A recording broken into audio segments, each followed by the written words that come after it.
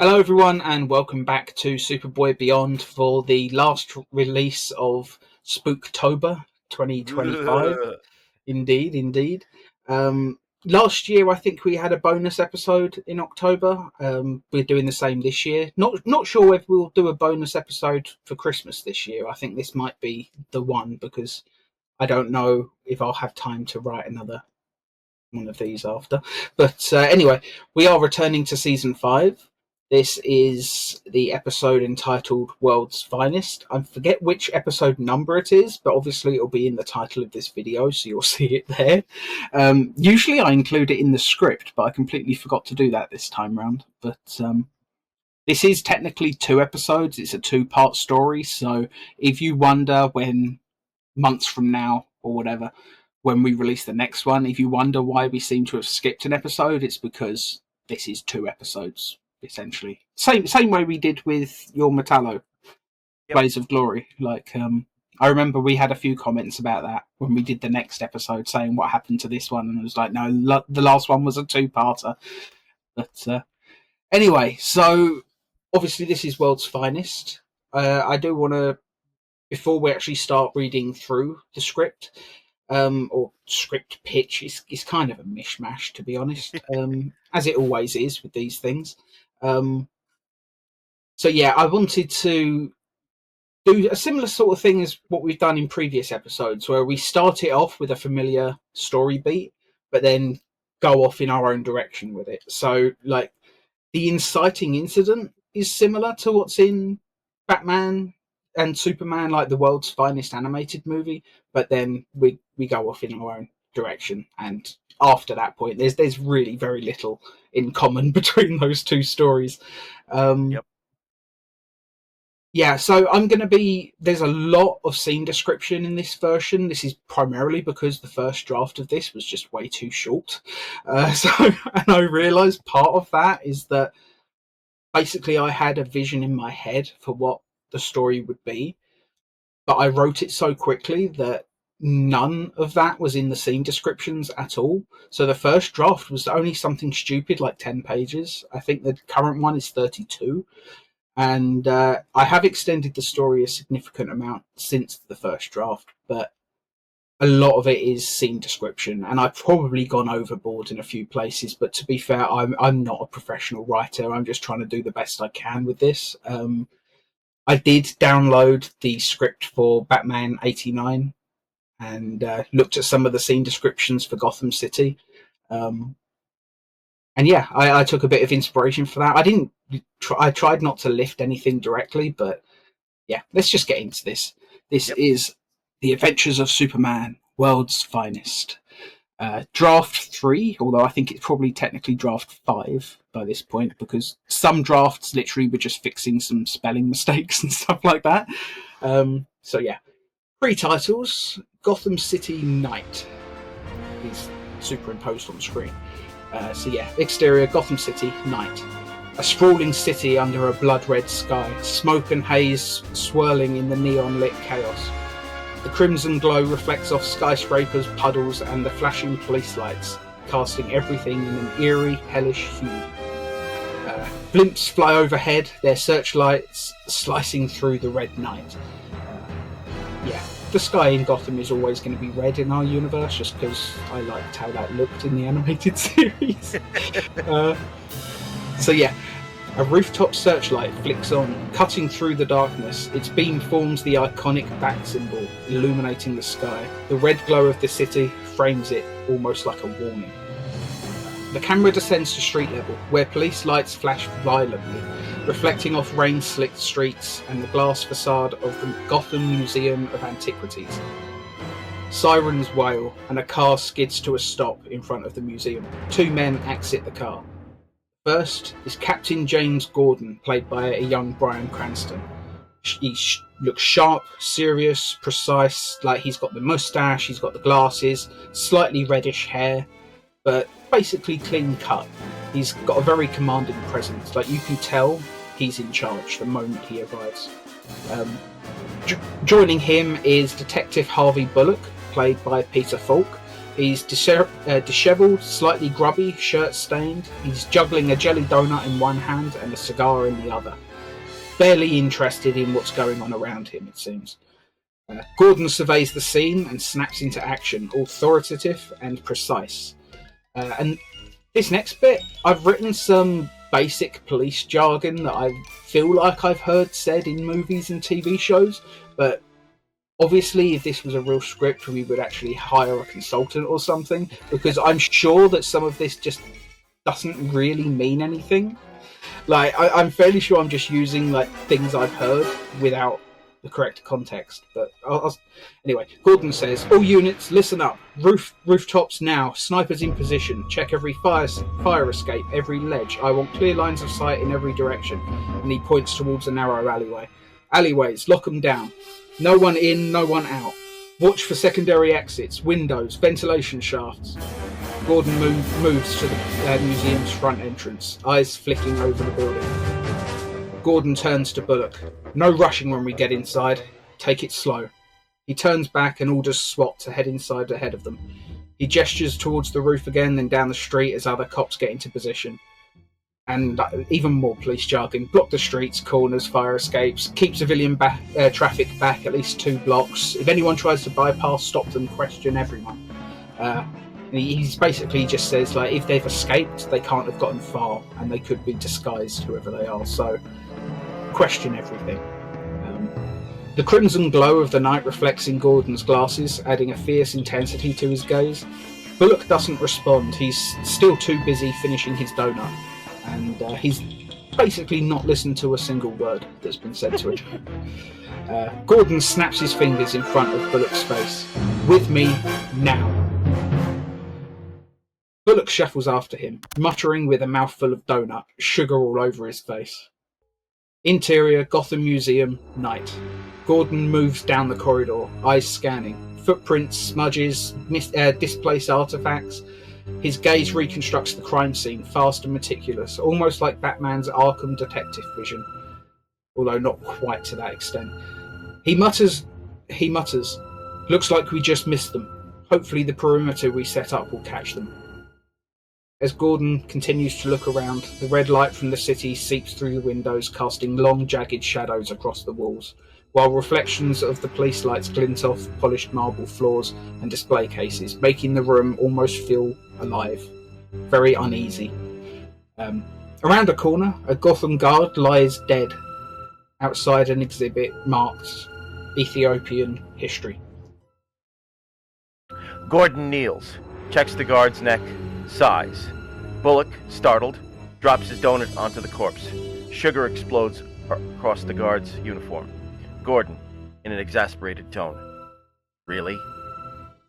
Bullock inspects the mess, sniffs the jelly, shrugs and eats the donut. Gordon turns away, disgusted. Bullock moves the body, revealing a discarded batarang. Bullock speaks. "Looks like the bat got him." Gordon, "Most likely tried to stop the real killer. Why are you always defending him? The guy's a menace." "You and your donuts and cigars are the menace." "What was that? Say it to my face." Gordon spins on his heel, stepping inches from Bullock's face. His calm is unnerving. "We've been here less than a minute. You've already contaminated the scene.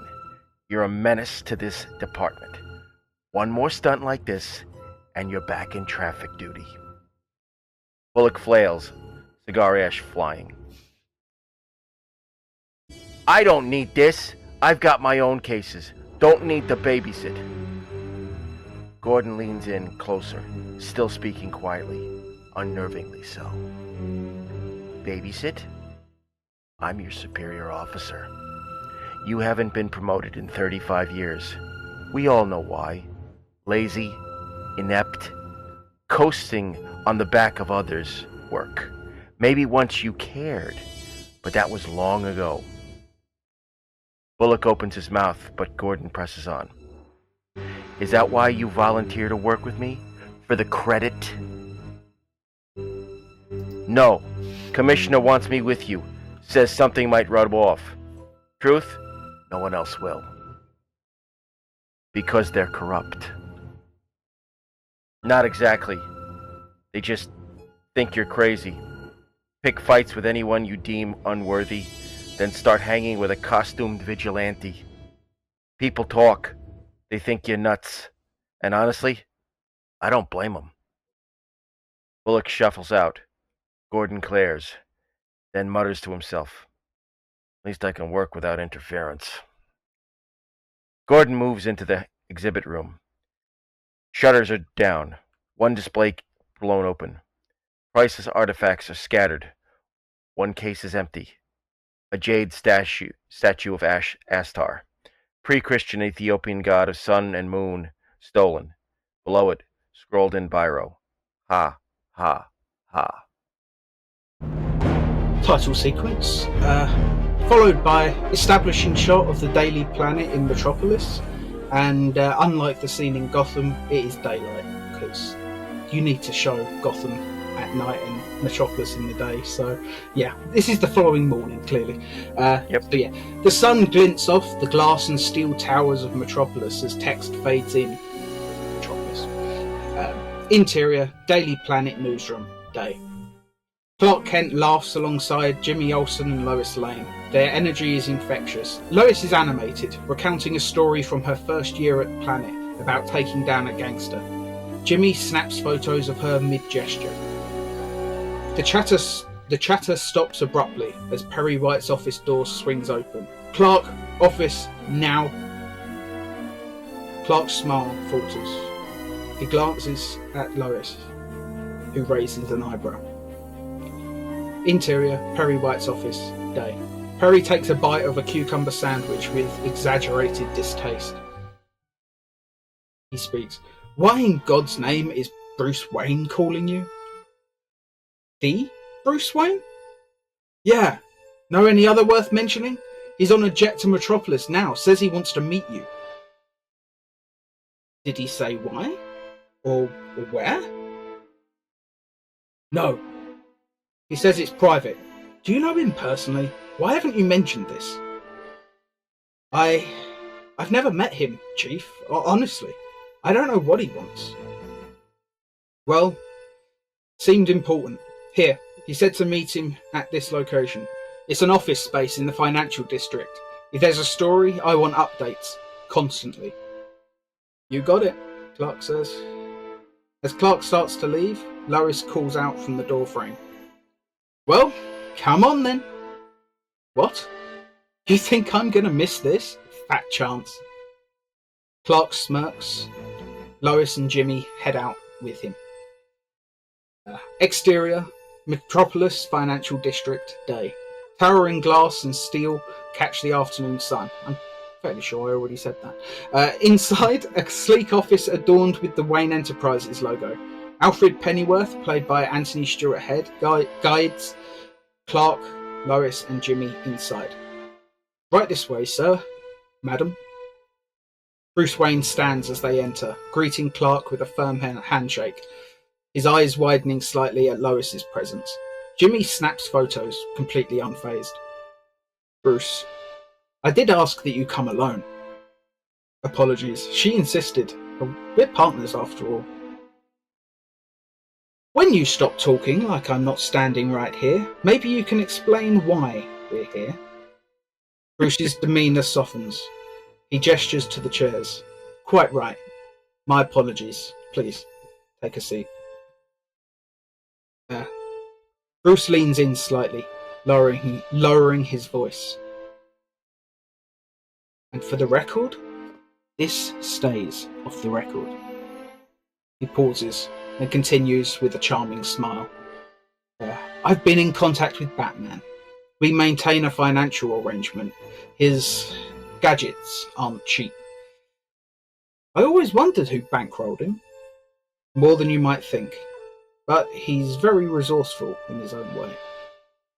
He continues, explaining the situation. Last night, a crew believed to be working for the Joker stole a priceless artifact from the museum, leaving everything else. Batman is concerned because it's not Joker's usual MO, and now Joker is moving towards Metropolis.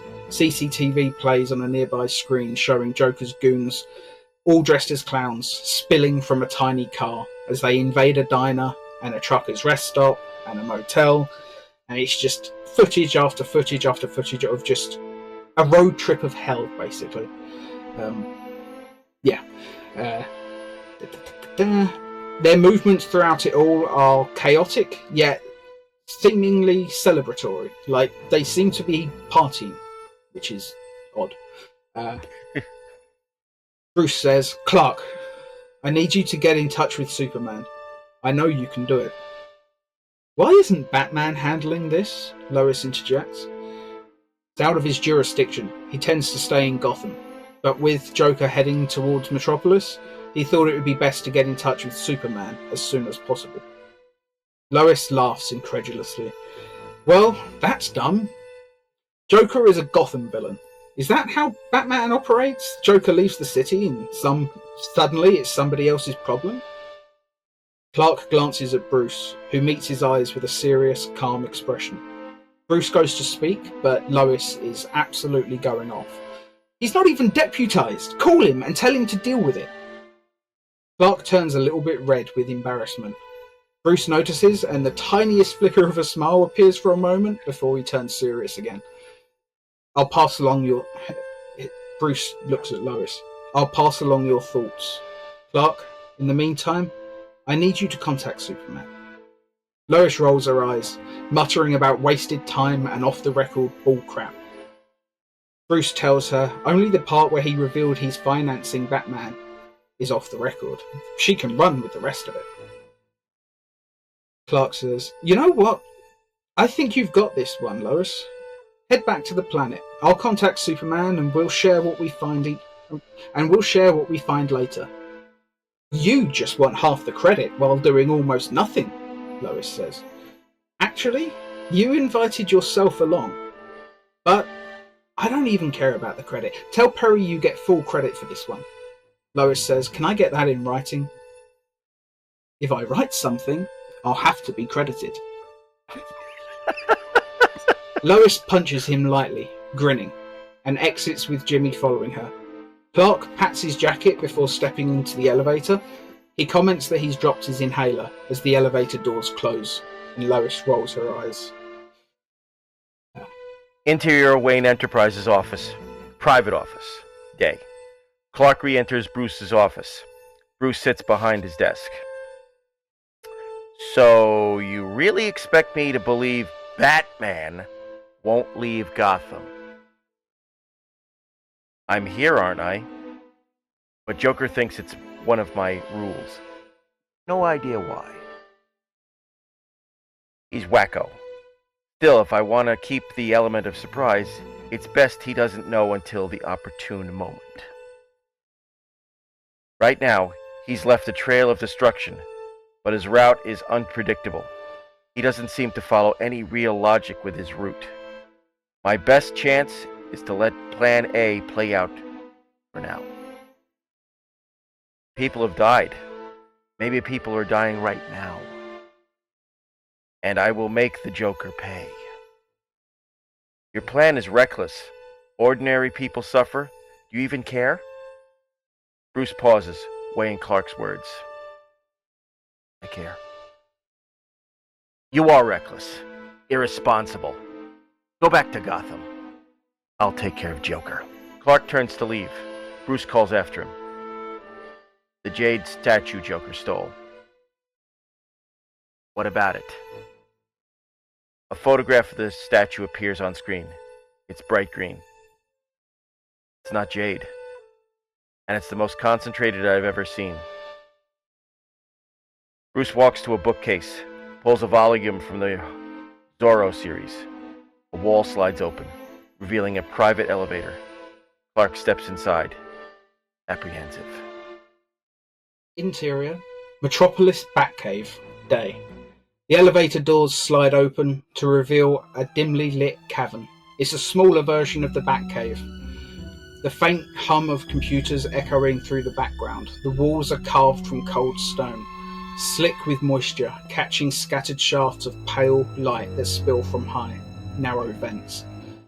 Shadows stretch across the floor, creating jagged patterns that make the cave feel larger than it actually is. Which is probably just... I literally wrote that into the description to explain how we can do this on a Superboy budget. It's mostly in darkness. In the centre, the Batmobile, or a Batmobile, rests under a black cover, its contours barely visible in the gloom. Soft light from the back computer consoles reflects off polished metal surfaces, casting an ethereal glow. Pipes and conduits run along the walls and ceiling, carrying cables, gadgets, and unknown mechanisms, humming with quiet power. Basically, it looks like a vault from Fallout, but Batmanified. Clark asks, how long has this been here? A couple of years. Smaller than the one in Gotham, but still functional. Bruce opens a small hatch labelled Bat Turbo Vacuum Tube. A pod launches out of it, almost hitting Clark, opening on the floor to reveal an armoured black and grey suit with a prominent S. Joker plans to kill Superman. This suit will protect you from kryptonite radiation. It's not exactly my style. I don't care. It keeps you alive. Clark nods, acknowledging the logic. Bruce moves to the back computer. Alfred appears on screen, briefing them on Joker's path, as well as the 4 routes Joker could take next. Clark says, I'm not letting Joker continue. I'm going now. Wait until nightfall. No, you're coming now. Or is the Batman afraid of daylight? Bruce sighs. It's harder to stay hidden in daylight. Bruce turns to leave. Interior Daily Planet newsroom, evening. The newsroom is quiet, almost eerie for a usually bustling space. Papers litter desks, monitors glow faintly, and rain taps against the tall windows overlooking Metropolis. Lois Lane leans over a large city map pinned to a corkboard. Red and green lines trace a chaotic path through the city, Joker's trail of destruction. She circles points of impact with a red marker, muttering under her breath. Jimmy Olsen stands nearby, hunched over a computer, fingers flying across the keyboard, searching news feeds and live reports on an early internet. Lois in an exasperated tone. Every time we think we have him figured out, he changes direction. Look at this, Jimmy. Every stop, every hit, we know where he's going, but have zero idea of which route he'll take next. Jimmy responding nervously. Yeah, I don't understand it either. Lois slams the marker down, frustrated. The phone on her desk begins to ring. She answers quickly. Lane. Bobby Bigmouth in a voiceover. Energetic, slightly squeaky. Lois, that thing you wanted me to look at. Well, I think I got something. Lois raises an eyebrow, glances at Jimmy, who leans in, intrigued. Exterior, a ranch outside Star City. Day. A dusty ranch sits isolated under a pale high sun.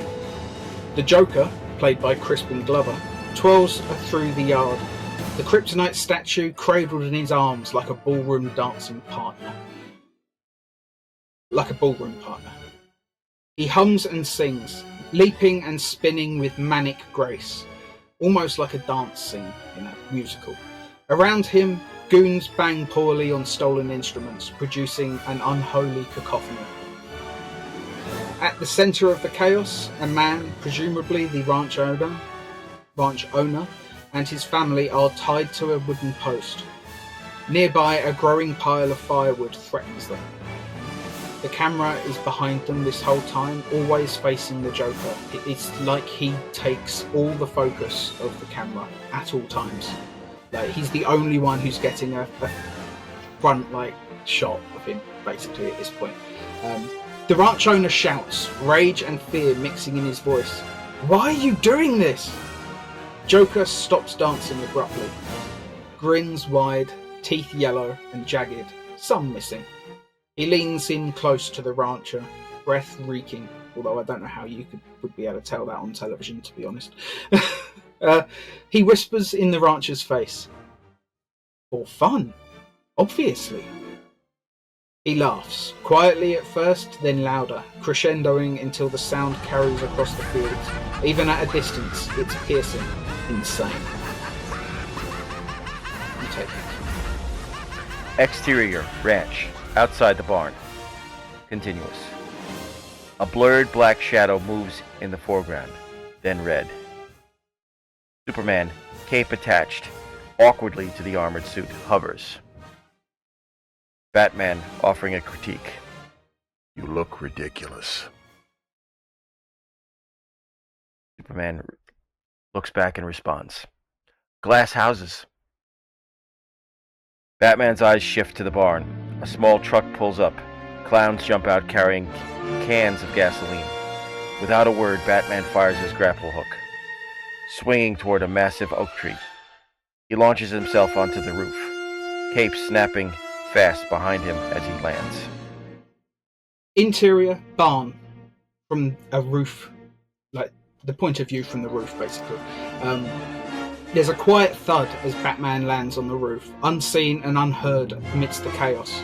Inside, Joker is twirling around again, laughing louder, spraying gasoline across the floor and himself. The ranchers scream and panic, but the Joker's laughter dominates basically everything. Batman peers through a window in the roof. Batman peers through a hole in the roof, assessing what's going on. Exterior ranch. Superman speaks quietly into a comm device in his helmet. I'll get the people out. You? No. Too many of them. If that gasoline ignites, it's over. If it were night, I could go stealth, but this will have to do. You create a distraction. Fight them if needed. Super speed. I'll get the people safe, and then join the fight.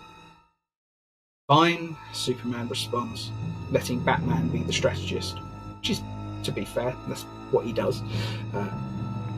Superman descends to the barn's main entrance, and then immediately uses super speed to take down Joker's goons, leaving them tied up. Once that's done, Superman shouts, "Joker!" Batman glares at the sunlit sky outside, clearly irritated that it's daytime. Joker steps out, grinning. You? You're not Batman? Obviously. Then, where is he? Does that mean I was right? He won't leave Gotham? Actually, better question. Are you stupid? If you're here, you know about the kryptonite. Did Batman make that suit for you? How long do you think it'll... Wait. Joker turns, grinning wildly, and sees Batman standing by the post where he had intended to burn the ranchers, realising that he's obviously being distracted. A black rope is hanging behind Batman, and it's moving wildly, and then it gets pulled up towards the ceiling. Joker's eyes flick to the hole in the roof where Batman descended. The ranchers that were previously tied to the post are now looking down, terrified but alive. There's a lot of light behind them, so they're still basically in shadow, which is important. You'll see why in a bit, but yeah. They're looking down, terrified but alive. The rancher grabs a lighter from his pocket, the daylight behind him keeping him in silhouette the entire time. He throws it through the hole before they all turn and flee.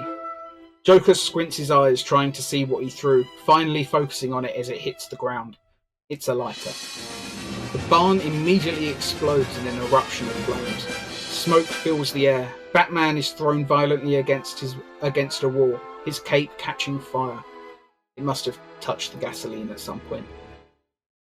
Because Batman would have a fireproof cape, let's face it. Yeah. Superman is thrown back, armoured suit blasted apart by the explosion. His cape scorched, but he's okay for the moment. Joker's goons are laying unconscious, sprawled across the debris. Joker, still smiling, steps forward carrying a burning crate. His clothes and skin are smouldering, yet he continues to irradiate nothing but chaos. He lifts the crate high above his head. As he brings it closer to Superman, the kryptonite's concentrated radiation hits him. His body weakens, muscles trembling under the intense pain. His skin begins to turn green, and this time it blisters, forming rapidly across his face. Clark staggers, gasping, screaming in raw agony. He's never experienced kryptonite like this before. The crate hasn't even broken yet. yet its mere presence is enough to completely debilitate him. The sound of Superman's screaming alerts Batman outside, jolting him awake. He was still unconscious from the explosion. Some goons wake as well, and the ropes Superman used to tie them have burned away, basically, at this point, so they take advantage of the chaos and flee. Batman rushes inside, tackling Joker to the ground. Fists rain down. Joker laughs, louder and louder, and more unhinged with each strike. Batman continues, but his eyes widen as he glances at Superman, now unconscious and deteriorating rapidly. Clark's face, visible through what remains of the armoured helmet, is now green, blistered, and oozing with pus. Skin cracking and glowing faintly under the kryptonite's influence. He looks basically like a kryptonite zombie. Batman acts fast, unzipping a lead-lined pouch hidden in his cape, and he slips the statue inside and reseals it. The glow stops, but Superman still appears gravely injured. Batman retrieves a small device from his belt and approaches Joker, still laughing manically on the ground, while also still on fire. Batman presses the device to Joker's neck, and a faint hiss escapes. Obviously, it's hyper spray, like in Star Trek. Batman has his own one of those. Joker collapses, unconscious for a moment, his body twitching slightly. Then his eyes flutter open very briefly, and he says, "It takes more than that to stop." Never mind. And then he collapses fully, completely unconscious this time. Exterior ranch, day. Batman hoists both Joker and Superman over his shoulders and strides outside. A sudden, blinding spotlight cuts through the smoke. The Batwing hovers above, engines humming, light piercing the chaos below as it descends. Batman carefully helps Superman into a seat, supporting his weakened form. Joker is thrown into a cage in the rear of the Batwing. Not carefully. He lands hard, metal rattling against the floor. Batman walks over to a small storage compartment built into the Batwing's interior. He opens it, revealing a lead-lined box. Carefully, he removes his cape and places it inside the box, ensuring it is fully enclosed. He then seals the compartment, storing it securely once more. The Batwing blasts toward the setting sun. Superman's condition deteriorates. Even without the kryptonite now, he is weak, barely maintaining consciousness. Batman pushes the aircraft to its absolute limits. Piercing clouds, engines groaning, metal starting to buckle under stress. Alfred over the Batwing radio. "Master Wayne, the Batwing wasn't designed to go this fast. It's not going to take it. You need to slow down. Now." Batman responds. And if I don't speed up, Superman dies. A wide shot shows the Batwing racing through storm clouds, sunlight glinting off its fractured panels. Sparks fly as metal panels shear. Despite the aircraft breaking apart around him, Batman pushes forward, chasing the sun, aiming for the bright daylight to restore Superman's strength. The Batwing tears through the upper atmosphere, finally exploding in a cascade of fire and debris. End part 1. Yeah, so that's the cliffhanger. Basically, there was like one more scene after this, and that's when the original draft ended. So pretty much everything in part 2 was added in draft 2. I'm sure you can see why I felt the need to extend this episode. It just wasn't long enough. But anyway, let's just move straight into part 2 now. After a very brief recap, like a previously on Superman type thing, we cut back to the sky, Batwing, daylight, and the Batwing explodes. At this moment, Joker wakes up, screaming and laughing wildly as the metal cage glows red hot from re-entry. They've gone so high up at this point that they're literally having to re-enter Earth's atmosphere, and it's burning as it's falling to the ground. And the entire time, Joker is still in this cage, just falling. His skin is smouldering and he's continuing to burn, but he's just reveling in the chaos. Like, Joker thinks this is effing brilliant. You know, like it's not bothering him for a moment. Superman, meanwhile, is still recovering.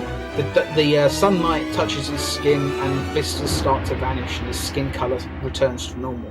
He gasps awake, rejuvenated. He looks down and sees the plummeting Batwing, as well as Joker, still caged in the back, and Batman unconscious, just tumbling with the falling craft. Without hesitation, Superman rockets towards them at full speed, determined to intercept before disaster strikes. His first attempt to grab it sends it flying off at an angle at ridiculous speed. Superman tries to direct it until he can get a firm grip. I know it doesn't make sense with the physical, like physically it doesn't make sense that he would try to grab it and it would send it ricocheting off at a weird angle. That's not how that works, but it's a comic book, so. Well, you know, it kind of reminds me of the plane sequence from Superman Returns. Yeah, it's kind of like that, except instead of the wing breaking off, it's just he couldn't get a firm grip, so he's basically just punched a falling ship. So he's now moving sideways as well as down. But yeah, like I say, in terms of actual physics, it makes zero sense whatsoever. But it looks cool. It would look cool, you know. Plus, I need to explain how the Batwing falls over Gotham, considering we've just chased daylight away. Yep. So, yeah. Superman looks down, rockets towards them at full speed. So it's a firm grip. Okay. Exterior, Gotham City, night. Superman reaches the falling Batwing, stabilizing the craft mid-air. He carefully secures Batman and ensures Joker's cage remains contained, preventing the villain from escaping. Using X-ray vision, Superman searches for the Batcave, estimating that the Gotham version must be considerably larger than Metropolis's. He descends towards it after locating it. We'd see like a cool visual on screen at this point where you'd see like Gotham from above and then it would like flash into like X-ray vision mode, and maybe you would just see like a huge cavern below the city and it's just like, yeah, there's a cavern here, it's connected by elevator to Wayne Manor. It's got to be that, you know, Superman working it out for himself. He's estimating the Gotham version must be larger than Metropolis's, and he continues to descend. He dips low, depositing Joker's cage in the yard of Arkham Asylum as he flies over. Inmates are cheering as Joker lands in the yard, basically. The inmates that are cheering, we would see glimpses of them, like, you know, bizarre inmates fill the frame. Like, you would see like hands on bars of like one of the cells that would be very clearly like reptilian, which obviously that's Killer Croc. Another cell has like creeping vines just like sprawling out of it. You can all tell if there's vines growing from a cell, you know, it's either Poison Ivy or Swamp Thing has somehow been captured. But I don't think Swamp Thing would be captured because he's so absurdly powerful. Plus he's one of the good guys, let's face it. Anyway, moving on. Interior, Batcave, night. Superman glides through tunnels, cutting through mist and cascading waterfalls, emerging into the cavernous darkness. Alfred is at the Bat computer, tracking vitals and movement. He rushes forward to attend Batman, who is still unconscious from the exploding Batwing. Superman, almost speaking to himself, but still, he says, he doesn't even like me. And yet he risked his own life for me. Maybe I was wrong about him. And Alfred turns to Superman and just says, yes, you were. Like, Alfred is not happy. Not happy at all. Anyway, Superman looks solemn, slipping away silently. Suddenly, a red phone on the wall begins to glow and ring, piercing the quiet of the Batcave. Alfred picks up, speaking in a perfectly measured American accent, alert and professional. Interior, Gotham PD headquarters, bullpen, night. And do you want to take us from here? Yep. The bullpen buzzes with activity. Phones ringing, officers moving quickly. Gordon and Bullock stand amid the chaos. Gordon's phone buzzes. He answers it. Alfred, in a voiceover. Distorted, vocoder effect, deep, gravelly. Batman, there's a problem. The man Superman threw into Arkham wasn't the Joker. Meaning, you're an idiot! Gordon shoots Bullock a sharp look. Bullock shuts up. Turns out he was the ranch owner. This new Joker gas doesn't just make victims lose their minds and laugh. It triggers actual physical mutations, warping the face. So they don't just act like Joker, they start looking like him. Your mistake was understandable. We only know because his fingerprints weren't in our database. This could be a real problem, Batman. You have to find the real Joker, and soon. Alfred in a voiceover. Understood.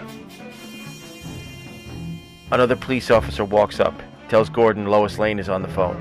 He's going to patch her into the call. A brief pause later, another voice joins the call. Lois in a voiceover. Clearly over a car phone, faint traffic noise. Gordon, Lois Lane. We've been tracking the Joker's trail. He's heading down Route 89. I'm heading there now. Gordon and Bullock exchange a look. Bullock mutters under his breath and walks away, irritated. Exterior, Batcave, night. Alfred glances over his shoulder at the empty spot on the table where Bruce was laying. He's gone.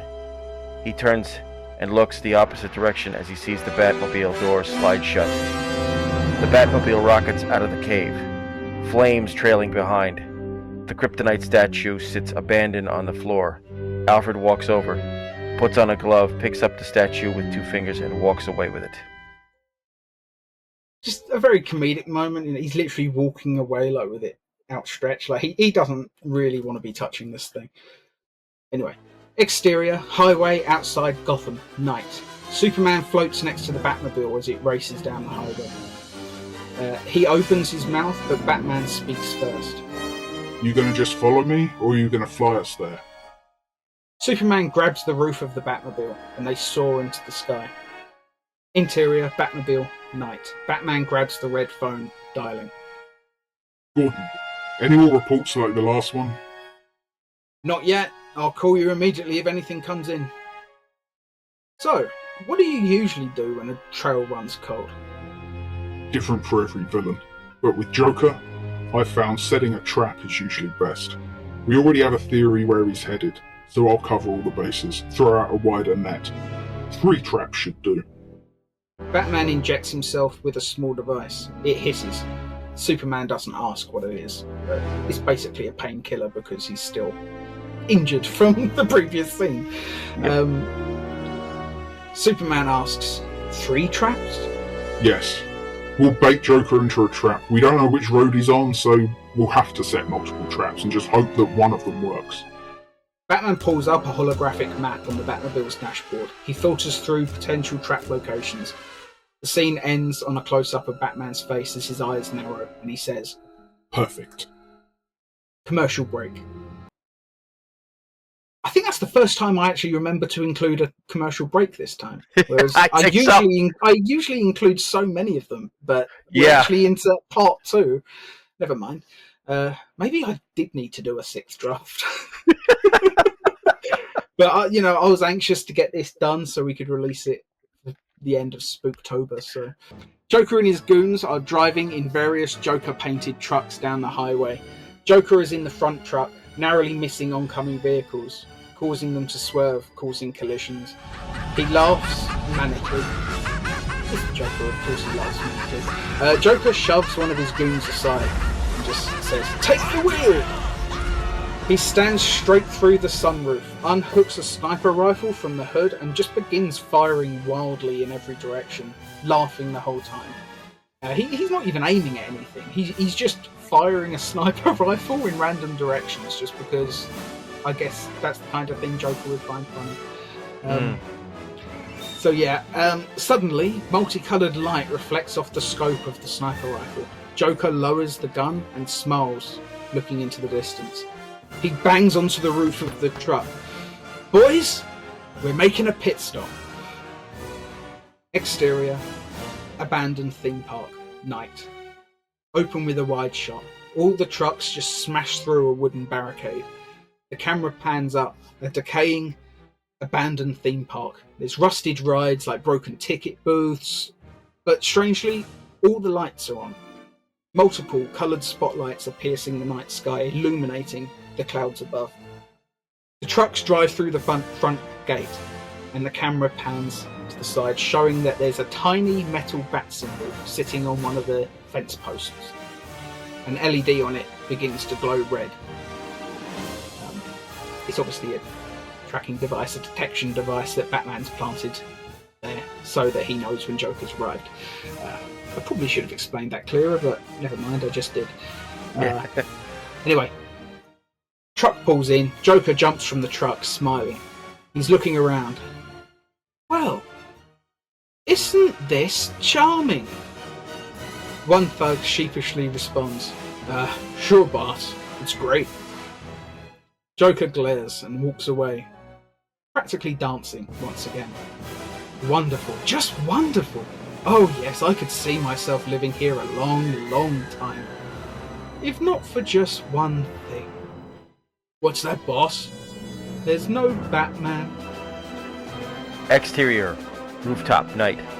Batman and Superman watch silently. Superman speaks. What are we waiting for? Still don't know what Joker's plan is. Wait and listen. Maybe he'll reveal it. I don't know. Something isn't right about this. There's something bothering me. What? Our first theory, Joker was coming to Metropolis to either kill me or sell the kryptonite to someone who will. Okay. So if you've got the kryptonite back at the Batcave, why are they still going to Metropolis? I wondered when you'd notice. The back of one of the trucks opens, revealing a goon inside wearing a welding mask with Joker paint. He's forging kryptonite weapons, knives, guns, ammo, grenades, a rocket launcher, and a harpoon gun, all glowing green. Batman looks to Superman. The statue. It used to stand on a block. Now it ends at the feet. Now we know why. Exterior, rural highway, night. Lois Lane and Jimmy Olsen are speeding through a desolate road in a rented SUV, headlights cutting through the darkness. The distant chaos of Joker's trail echoes faintly. There's sirens, distant explosions, manic laughter, I don't know how Lois would be able to hear the manic laughter from this far away, but somehow the Joker's voice just carries. Lois... It could be that he was throwing Joker venom around and people on the street are laughing maniacally. Yeah, that wasn't what I intended when I wrote it, but I guess it works. I literally just meant that the Joker's voice just carries that far. His laughter is almost supernatural in how loud it can get. Anyway, Lois, urgent and focused, says to Jimmy, "Keep your eyes open, Jimmy.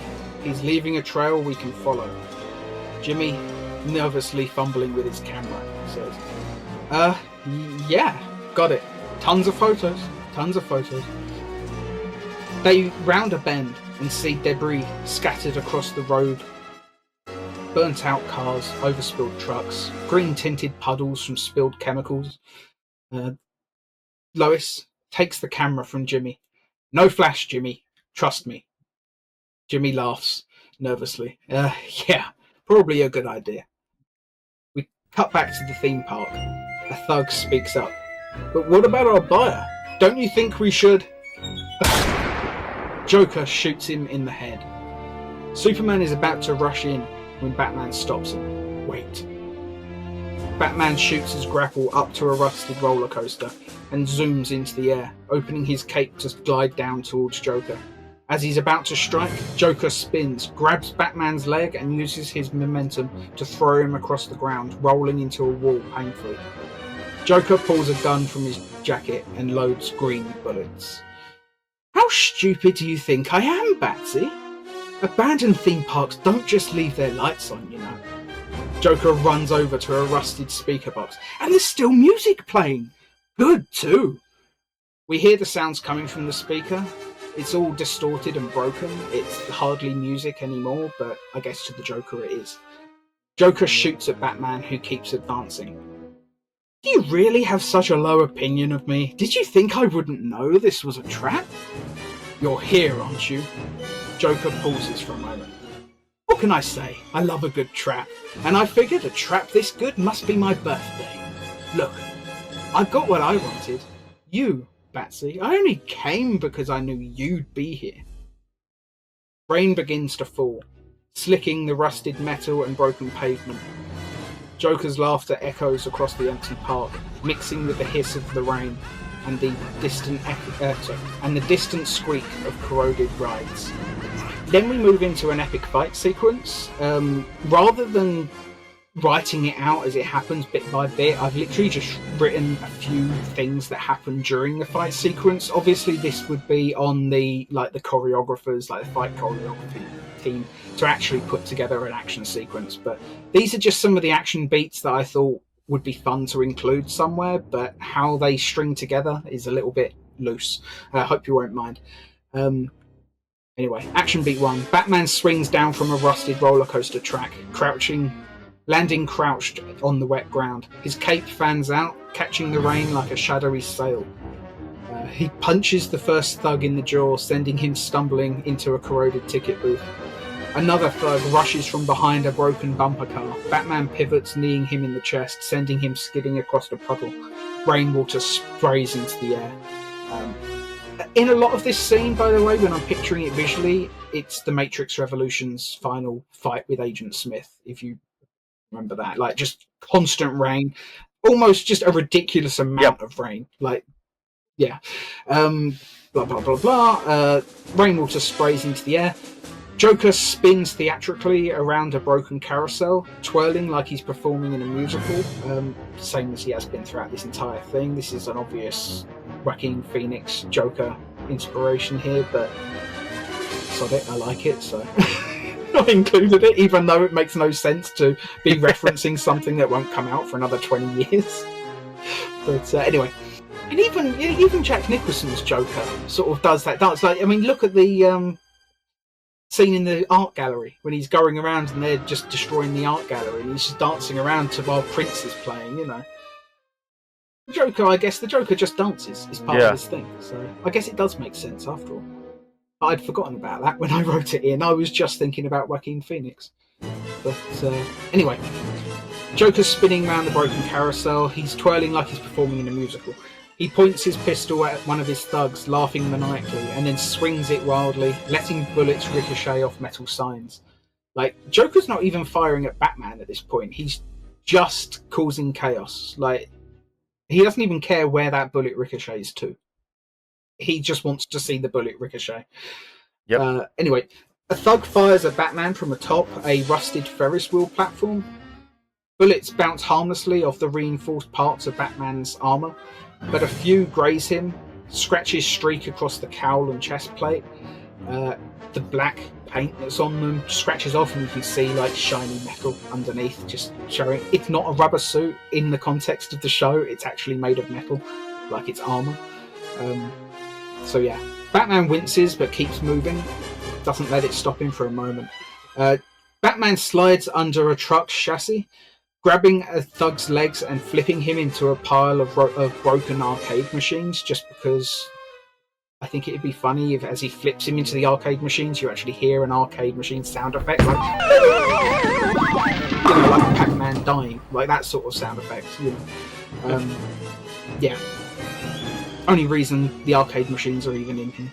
Anyway, next, another thug charges Batman with a crowbar, but Batman spins, grabs his arm, and similar to the way Joker did earlier on, he uses his momentum to essentially throw him across the floor and smashes him into a rusted roller coaster track support. The thug groans dazed. This is pretty much when Lois and Jimmy arrive on the scene. They arrive just at the edge of the park as the rain is pouring, slicking the ground. They crouch behind a rusted ride. In the distance, they're watching the epic fight between Batman, Joker, and the goons as it rages on. Lightning occasionally strikes, illuminating the chaos for a moment, like it'd be a very dynamically shot scene. Yeah, I always like a bit of lightning. One of Joker's massive thugs throws Batman across the ground, who rolls skidding across the wet asphalt right towards where Lois and Jimmy are hiding. As Batman lands, barely missing him, he does look up and sees them, but Batman very subtly and quietly just puts his finger to his lips and just goes, shh. Like, don't. He doesn't want Joker and the goons to know that Lois and Jimmy are there, because that would definitely complicate things. Anyway, without missing a beat, he then springs back into the fray, disappearing into rain and darkness. Joker leaps onto a broken ride, performing an exaggerated musical-style twirl, scattering nearby goons. Rain slicks the platform, making him look impossibly graceful despite the chaos. 3 more goons converge on Batman simultaneously. He takes a glancing blow from one, then elbow strikes another, kicking the third into a pile of shattered booths. The momentum carries him into a wall, briefly pinning him under debris. 8 goons seize the opportunity surrounding Batman. 4 grip his arms, 4 hold his torso. He struggles, muscles straining. But the slick floor and their combined weight keep him pinned. Joker approaches, clapping loudly, dancing in place. He steps over puddles, dodging scattered debris as if performing in a twisted ballet. He cocks his head, pointing the gun at Batman's cowl. Joker taps the barrel on marks where bullets bounced off, grinning. And he speaks. "You'll have to put me in touch with your tailor." Bang! Joker fires. Batman's cowl stops the bullet, but he is dazed. Rain cascades off the cowl and cape, and the sound of the storm mixes with Joker's manic laughter. The fight is paused, Batman immobilized, Joker reveling in the chaos around him. 8 goons hold Batman down, slipping slightly in the rain. "How strong is your cowl, anyway?" "It has to have been damaged from the last shot." "Let's stress test it." "How many bullets does it take to get to the center?" As Joker goes to pull the trigger, a piece of rusted metal smashes into him. He looks up. Superman's silhouette, red eyes glowing. "Oh, now the real game begins." Joker starts shooting at Superman. Batman breaks free, fights the remaining thugs. Focus splits between Superman and Batman. The thugs falter.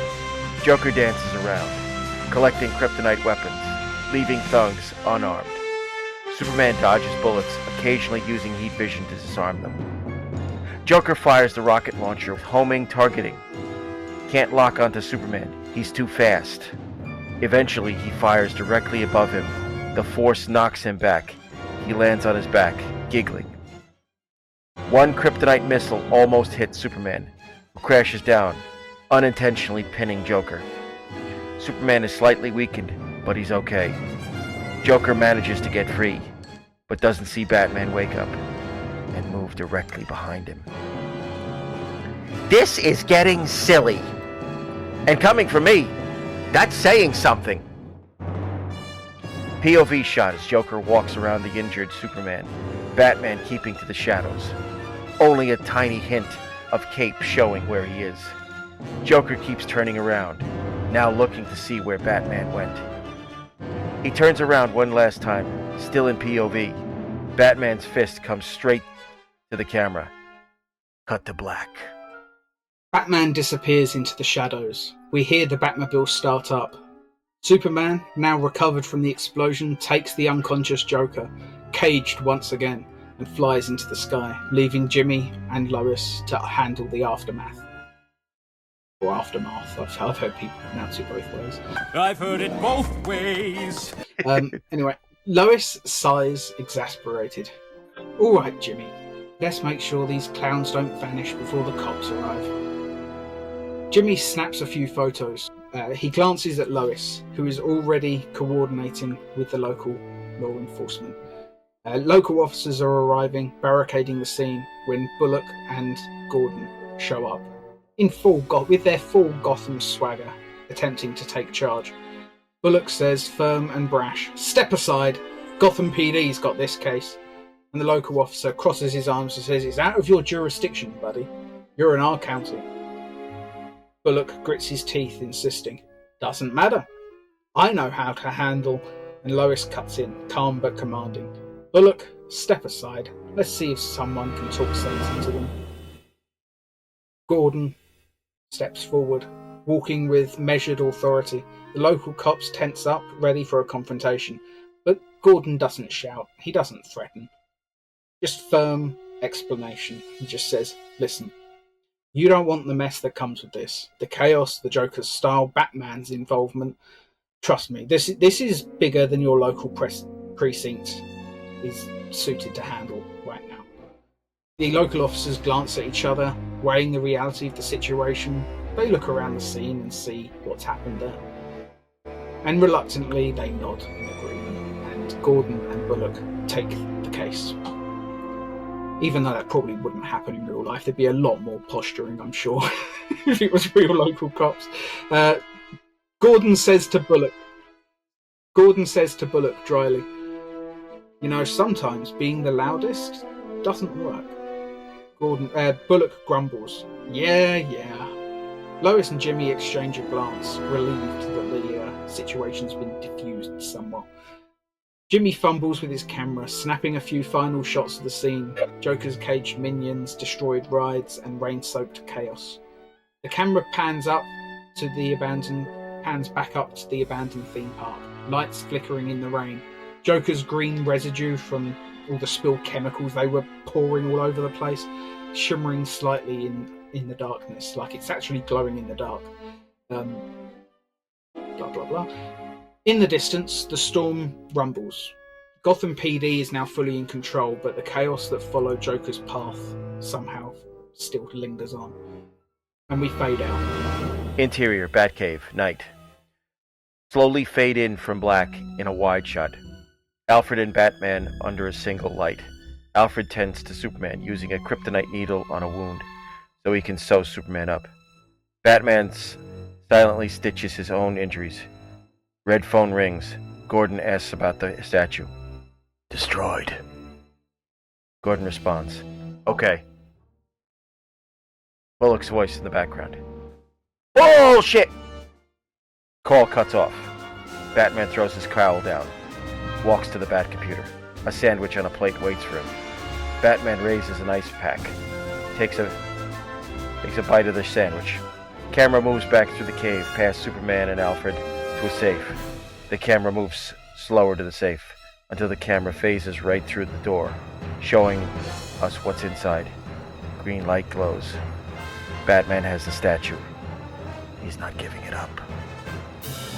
Credits. So yeah, as always, there is also a post-credit scene. I'll get straight into that now. So yeah, it explains a little bit about who Joker's buyer was. So let's get straight into this. Interior, Lex Luthor's penthouse. Of course it's Luthor. A sleek, minimalistic apartment high above Metropolis. The city lights stretch below, glimmering through floor-to-ceiling windows. Lex Luthor sits at a polished black desk, eyes fixed on a computer monitor. The glow of the screen illuminates his face, casting sharp shadows. On the monitor, a CCTV live feed shows Hugo Strange's office. Strange is meeting with a figure shrouded in darkness. Luthor leans forward, listening intently. Strange says, "Even with the clown's failure, Plan B is coming together. Soon, Luthor's treatment will be complete, and that's when the real work begins." The figure in shadows speaks, voice low and intimidating. And does he know our real objective? Does he know about me? The man in shadows steps forward. Light catches his face. It's Leo. It's the bald version of Leo that we saw in the post-credit scene of the previous episode. He's here from another universe, as seen in that previous scene. Luthor's eyes widen, seeing him on screen. His mouth slightly parting. He mutters almost to himself. He does now. "Hello, Leo." Luthor chuckles, a low, calculating sound that echoes off the apartment walls. The laugh carries through the open window, drifting into the night air of Metropolis below. End. Ooh. So, yeah. Uh, Not only is Leo back, which we knew from the end of, I believe, Future Imperfect, like Mixus Pitlick basically brought Leo through at that point, although we will see a little bit more from Leo's point of view as to how he got to our universe, but that will likely be not next episode, but the episode after. Yep. Just because I'm going to give Chris a chance to write his next episode next, because I think I've written the majority of them, and I need a break because I've had writing block for a very long time. You know, this episode took over a year to put together, and I don't know if it was completely worth it. To be honest, I'll leave that up to the viewers. I think it was. I think it was absolutely great. Yeah. I don't know. There's bits and pieces I would still change. It's funny when we were reading it out that despite going overboard with some of my descriptions, there were still things that I still managed to somehow forget to include. So I had to just remember and add them as I was reading. Yep. But no, overall, I'm fairly happy with it. You know, part of me thinks it's a shame that I didn't set the whole story in Gotham, but Gotham is extremely expensive to put on screen. You know, even just the shots of Arkham Asylum are probably going to break the budget of the show. So, yeah, I figured, you know, even though this is fan fiction and budget doesn't really make any difference, I figured it would probably still be best if, if I tried to keep the budget reasonable, which is why one episode has the majority of scenes set in a random barn and the next one's an abandoned theme park, because there actually are abandoned theme parks, and I figured they'd just go and shoot on location. You know, Yeah.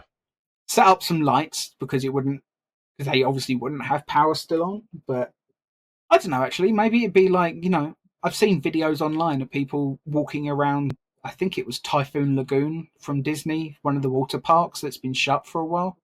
Right. And yeah, literally, they still had the music playing, the sound was still on, the water fountains still had water going, like everything was just there and on, like it was still in operation. It was just empty.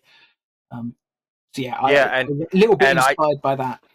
yeah, and I think a lot of these abandoned theme parks, um, you know, if they are abandoned and the power is been cut to them, you know, usually the electricity is you know, they do something at the poles to cut it off.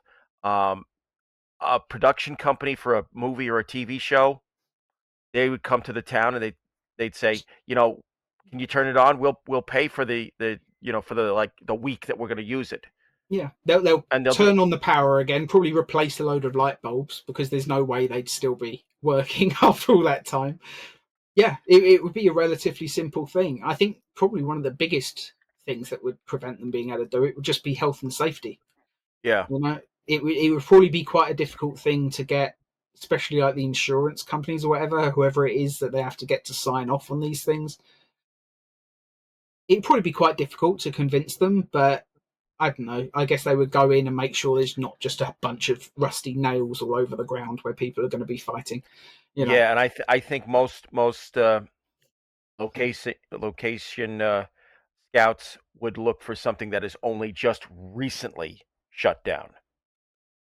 In this case, though, if they did that, they would need to dress the set quite a bit Yeah. because the rust on all the stuff, like basically, you know, when I wrote that it was rusty, I was basically picturing like a Silent Hill game or something. Yeah. You know, it's just like the rust Well, coats everything, and it's you just know, there's things they can do to create rust without it being yeah. rust. They would just have to have like the set decorators come in and put on a load of fake rust on stuff, even if it's just like paint, like with a sponge or something, getting the right colors and stuff. Just as long as there's not an extreme close up of one of these bits of metal, you're not going to be able to tell that it's not real rust from a distance, are you? So Yeah, and plus it's at night, so maybe they, you know, I don't think that Six Flags had the rights to DC at that time, but it would have been pretty cool if they could actually just redress a Six Flags to use. because that way you could literally say that it's like a superhero based park. It's like, oh, look at the Superman ride and stuff like that.